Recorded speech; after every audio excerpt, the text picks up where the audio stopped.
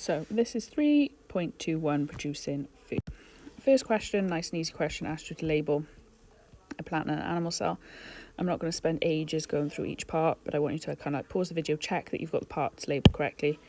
Big things people get wrong is the cell membrane, cell wall. The cell wall is always the one on the outside, cell membrane is slightly in, and then making sure that you get the right ones between the cell membrane and the cell wall.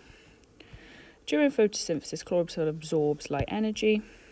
Carbon dioxide and water are converted into glucose and oxygen. Complete the word equation. So carbon dioxide plus water gives you glucose plus oxygen. Describe how light intensity is affected by the rate at 40. So light intensity increases, 20, not 40. Light intensity increases until 4, and then it has no effect on reaction. Okay, calculate the difference between 20 and 30 at 3.5. So I found the value for 20, which would be 13.5, and I found the value for 16, and I took them away from each other, so the difference is 3. State one other environmental factor, carbon dioxide concentration. You could have written temperature. Next question then. Complete the table to show the two ways in which plants use glucose produced in photosynthesis. So starch is used as storage, cellulose is used in the cell wall. Complete the word equation for photosynthesis. So you've got carbon dioxide plus water gives you glucose plus oxygen. 3 different ways they can use it. Stored as starch, used for respiration, used to make seeds and fruits.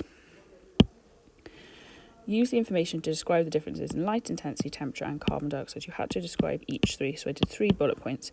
Increase in temperature increases the rate. Okay, and you can see that just by looking at this one and this one. There's a temperature increase, or this one and this one. Temperature increase and rate has increased. Okay, CO2 concentration then you can see here. Okay, it's going up, and again that increases the rate. Increasing light intensity is beneficial at the start, but then has no effect as you go along. Okay, so it's quite beneficial to start off, but then eventually starts to level out.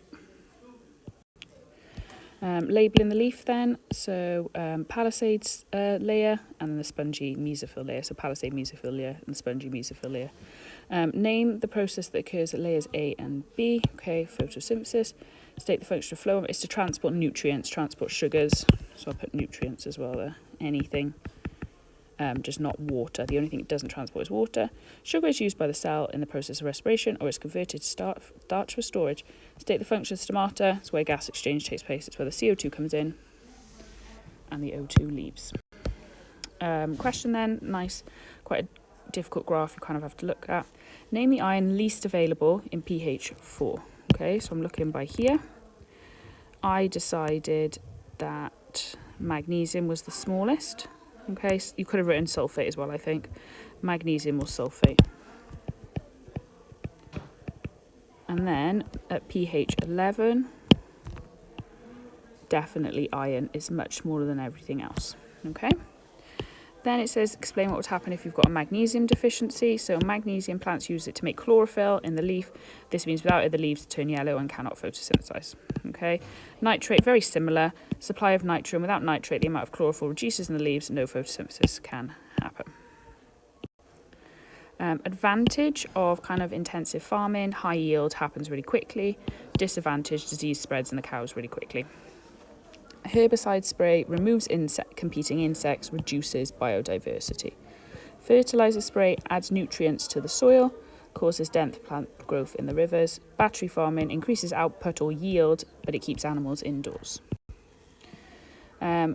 What does the general trend show in the bar graph suggest about the attitude towards GM crops between 1996 and 2001 is increasingly positive, so they've increasingly used them. Describe how you'd make a soybean resistant.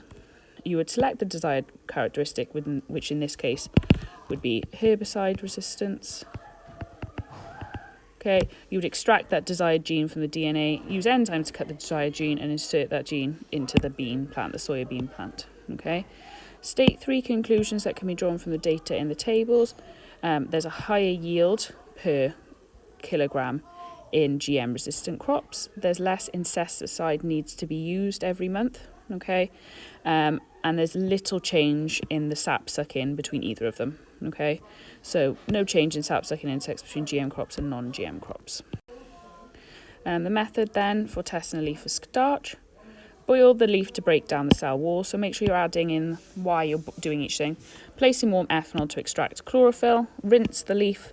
Place on white tile. Add iodine to the leaf. If starch is present, iodine will turn from orange to blue-black. Final kind of question then on this one, looking at the pond weed experiment. Nice 2-mark question there, given the word equation for photosynthesis. Carbon dioxide plus water goes to oxygen plus glucose. Name the pigment in plant cells which absorbs light, chlorophyll. Then there is information. Okay, the big thing you want to notice here is that there's a complete the table for calculating the mean for 2 marks. Okay, so be careful of that. In that you want to make sure that you don't lose them 2 marks. So add them all up, divide by 3. State the relationship. So the closer the pondweed, the larger the number of bubbles produced. Plants need light to photosynthesize. More light means more photosynthesis, which means more oxygen. Why is the water beaker placed in front? To ensure light travels in the correct direction. How could you improve accuracy? Bigger range of values, so do 10, 15, 20, 25.